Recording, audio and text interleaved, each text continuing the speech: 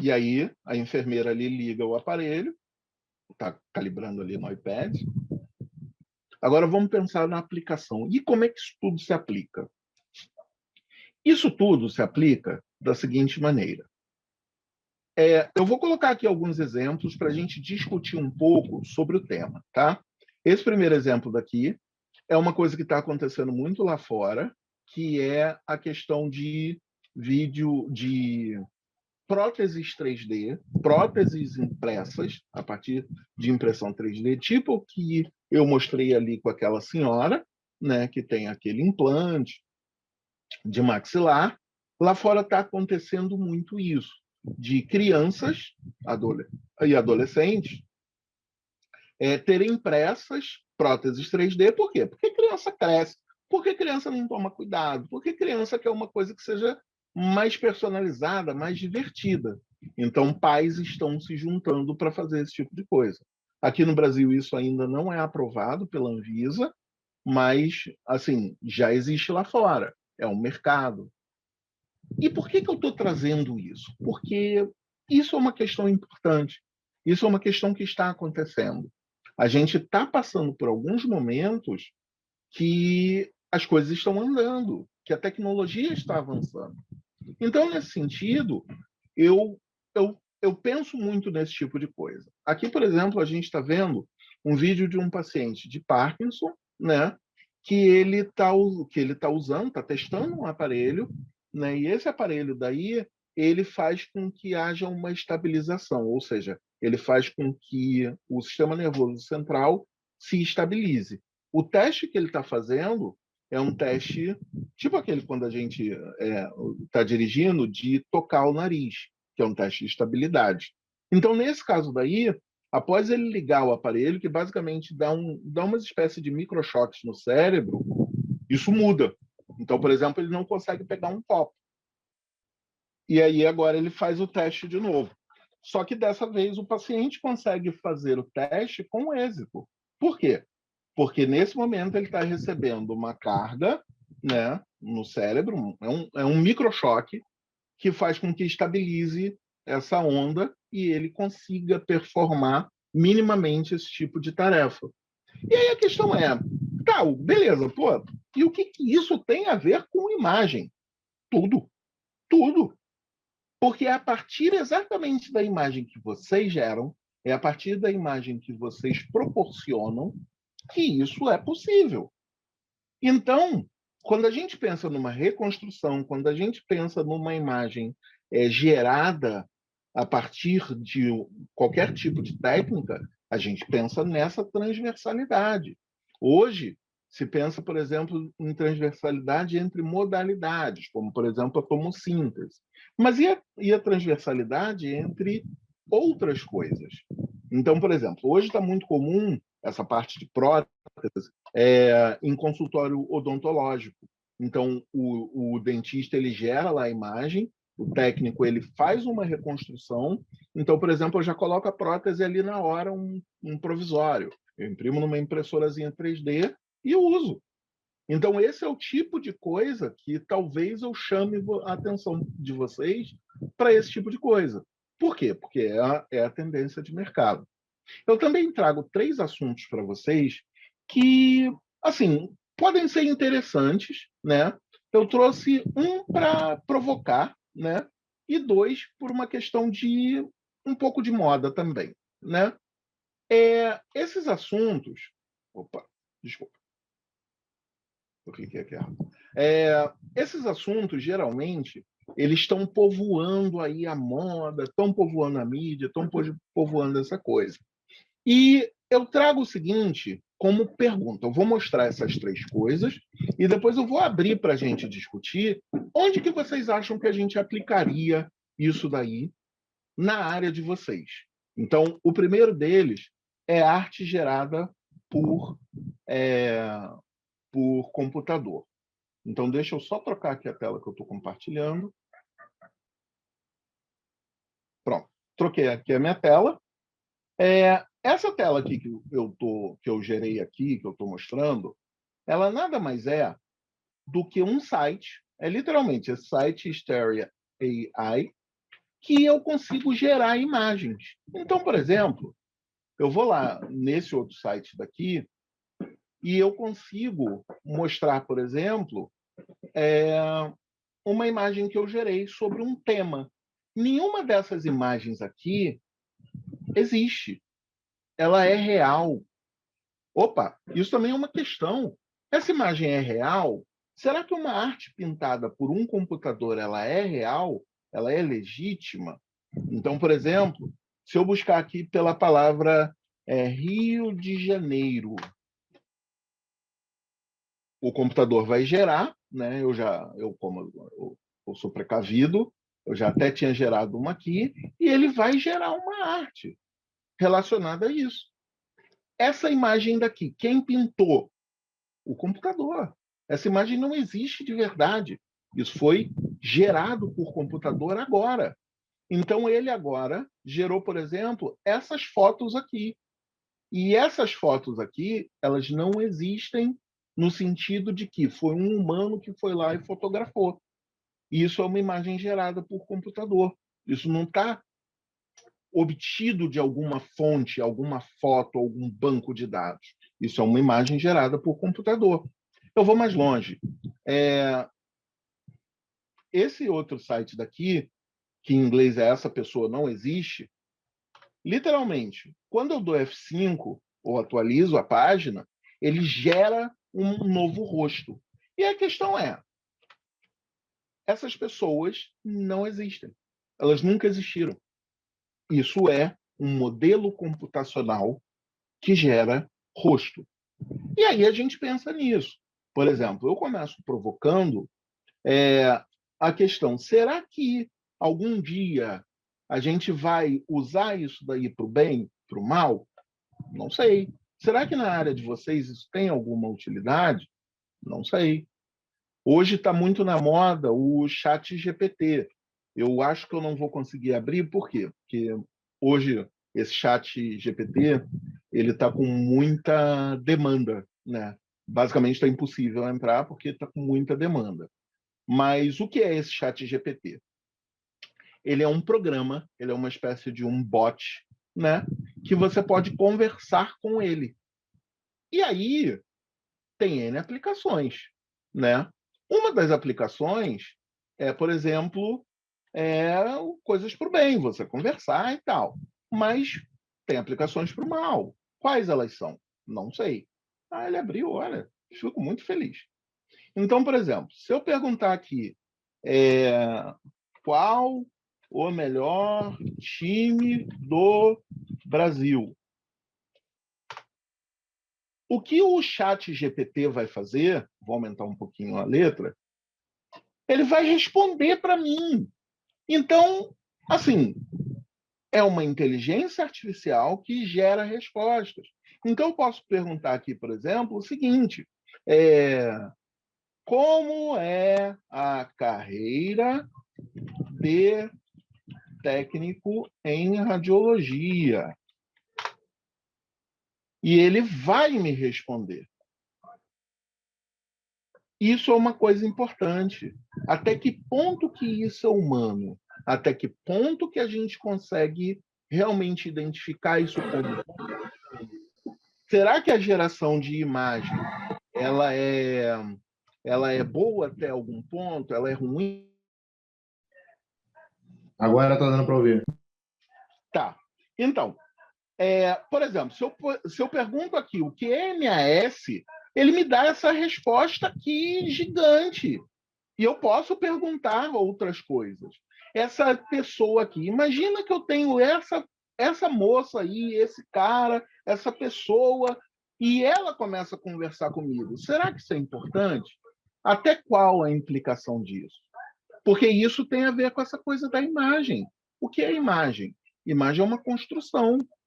Será que eu posso usar isso para o bem, para estudar? Mas será que eu posso usar isso para o mal? De repente, para cometer crimes? E essa é a parte que eu queria abrir para vocês aqui. Eu estava programado para fazer mais ou menos esse horário, então eu vou abrir agora para a gente conversar um pouco mais. Então, eu queria ouvir de vocês quais as opiniões, o que vocês acham, o que vocês têm aí a dizer. Digam aí, gente. Podem abrir aí o som e rasgar o verbo. Eu começo por essa pergunta. O que vocês acham que tem de aplicação dessa parte de inteligência artificial na área de vocês? Eu começo com essa pergunta. O gato comeu a língua de todo mundo, professor. Gato comeu a língua de todo mundo, né? Pois é. Aí eu fico tímido. Gente, porque o negócio é o seguinte. Por que eu abro essa questão de pergunta? Porque compreender imagem, a gente acaba olhando muito a ver com o ponto de vista do profissional que está como radiologista. Eu sou da área de TI. Então, o que eu entendo como imagem é essa formação de imagem. Será que eu consigo fazer imagens que não existam sobre radiologia? De repente eu consigo, eu não sei. Então, a pergunta que eu faço a vocês é: será que essas aplicações de inteligência artificial, tipo chat, tipo essa pessoa que não existe, tem alguma aplicação para vocês, na área de vocês? Qual vocês acham, se quiserem uma outra pergunta, qual vocês acham que vai ser o próximo grande avanço na área de imagens de radiografia? O que vocês acham que vai acontecer? Eu estou brigando aqui com o vento aqui porque... Desculpa. Então, o que vocês acham que vai acontecer a seguir?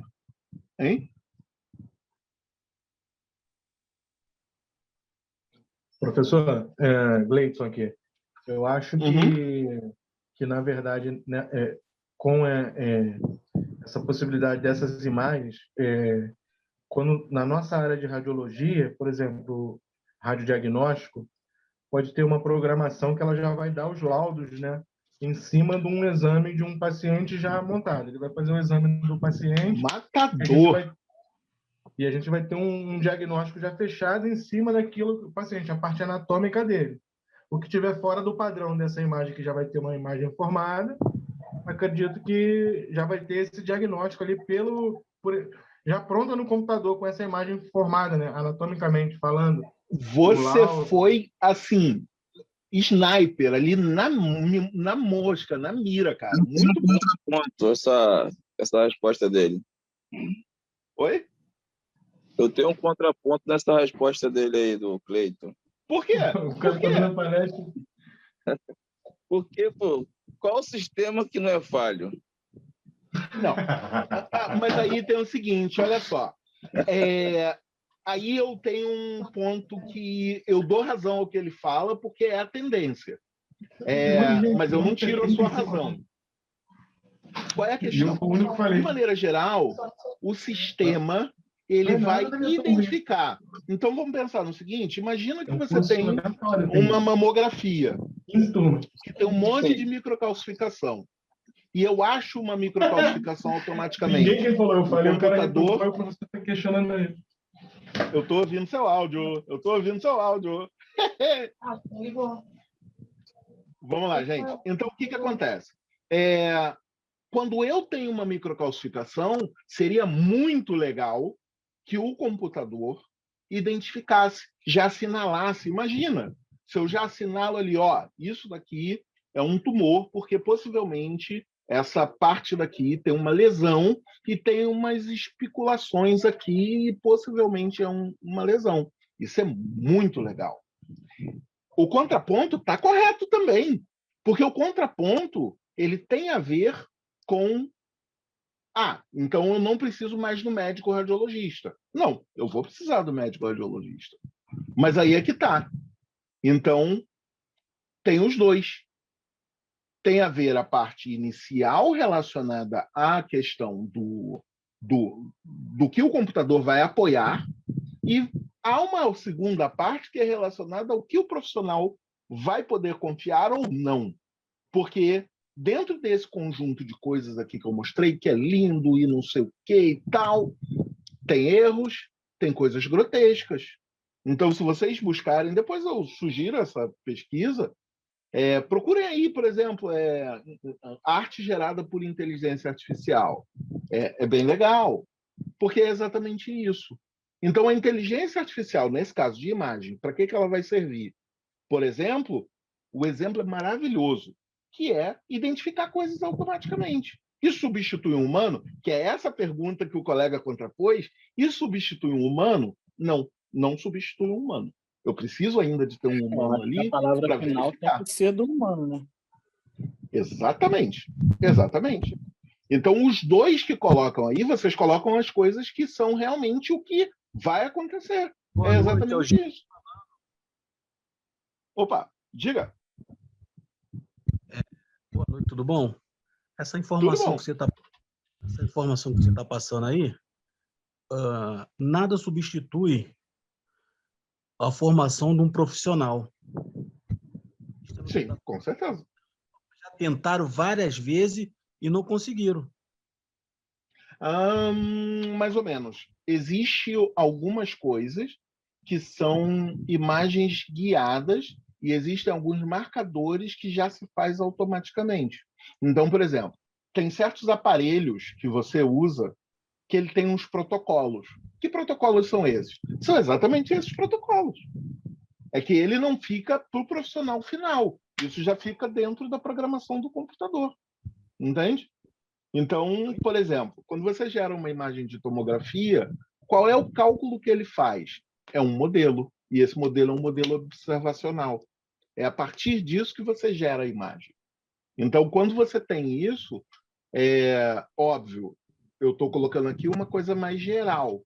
Mas, por exemplo, vou dar um exemplo prático.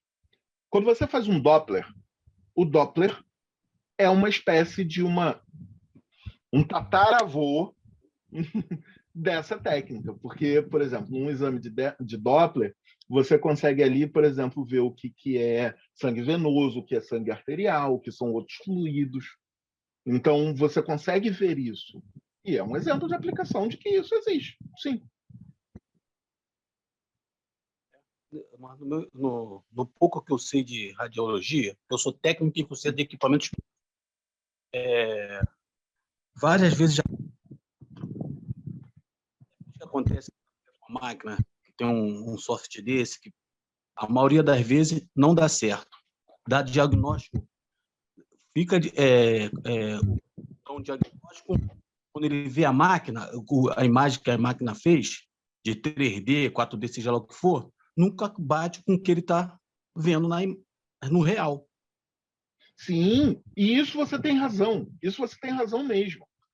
Precisa de um profissional. O negócio é, ao invés de eu desenhar um desenho inteiro, que tal se eu desenhar um pedacinho e ver se, opa, ali também está errado, e consertar aquilo? É isso? Então, por exemplo, quando eu dei esse exemplo de microcalcificação, pensa assim, a máquina vai dizer, aqui possivelmente tem um tumor. Eu acho que vale a pena você dar uma olhada. É isso? A gente ainda não chegou a um ponto depois desse.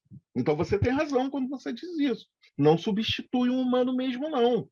Tem muito erro.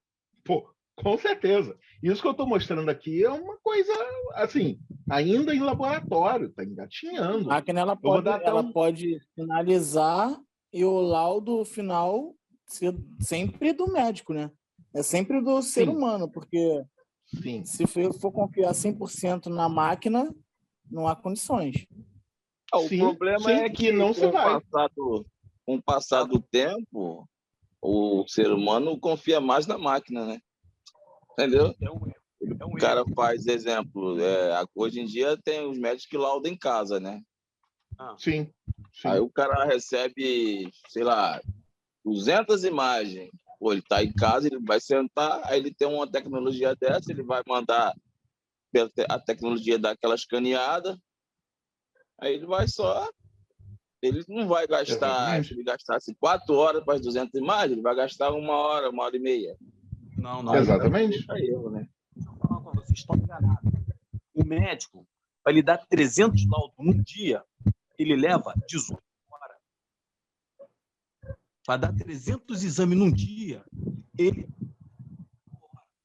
porque em média, ele leva 10 minutos, 15 minutos para ver a tela, para ver tudo que está acontecendo. Já aconteceu. Então, ele levaria metade do tempo. Não, já aconteceu do Preit está calcificando a mama da paciente. E ele, pelo equipamento, estava dando que tinha uma calcificação. Sim. Aí o médico que passou lá meia hora estudando tudo que ele aprendeu, ele falou assim, tá acontecendo alguma coisa diferenciada aqui nesse exame, nessa imagem. Sim, sim. Mandou de volta, falou assim, ó, faz a radiografia dessa senhora, para ela retornar, pediu para refazer de novo, mas faz em outro equipamento, não faz no mesmo. Sim, sim. Então, o defeito era do plate, então não pode se basear na imagem, só na imagem que o computador vai formar, nada disso não, tá? Deixa eu perguntar uma coisa para isso ficar bem ilustrado.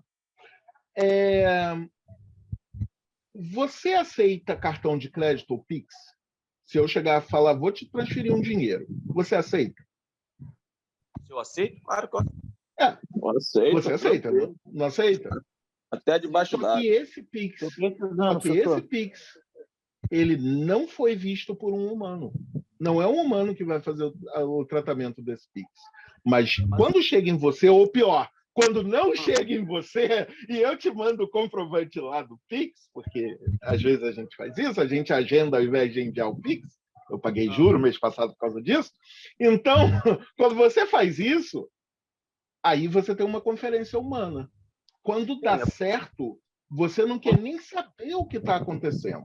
Você simplesmente viu acontecer, aconteceu. Isso é um erro humano. Isso é um erro humano. Sim, mas o que eu... Não, olha o que eu estou dizendo. Para mim, o certo é eu ir lá. Isso você transfere ou não. Não é pela confiança nem desconfiança. Não, olha o que você está dizendo. O certo é você ter um humano lá para ver. E quando você gera essa imagem, você vai ter um humano lá para ver sempre. O negócio é, você ainda assim confiou no sistema bancário e nos Pix para fazer a transação. Entenda, usar a ferramenta como ferramenta não substitui o humano. Percebeu? Eu acho que é o seguinte, a tecnologia ela vem tanto por bem quanto por mal. Eu acho que, tipo assim, você vê os jovens hoje em dia aí, que tem muitos jovens que hoje em dia estão com depressão, com 18 anos, com depressão. Você vive em computador, larga o exercício de lado, aí começa a sentir aquela sensação de prioridade, né? Que às vezes, quando o jovem está mais gordinho, ele, né, sofre aquela sabotagem na escola. Isso é gordofobia, hein? Isso é gordofobia. Não, tipo assim, a tecnologia, ela adianta um lado e ferra o outro, né? É igual qualquer remédio, né? Ela ajuda de um lado, o remédio ajuda de um lado e ferra o outro, sobrecarrega o outro. Mas olha só, quando você era jovem, adolescente, eu era jovem, eu era adolescente, aí havia depressão ainda. Isso daí é uma questão do sinal dos tempos? Não, sempre houve. Isso é humano. Isso é inerente ao humano. Quando você sente... porque, por exemplo, eu vou dar um exemplo do que realmente a gente está discutindo aqui. No ponto anterior, a gente discutiu uma coisa que os primeiros radiologistas, os primeiros médicos discutiam. Vou dar um exemplo de uma coisa histórica.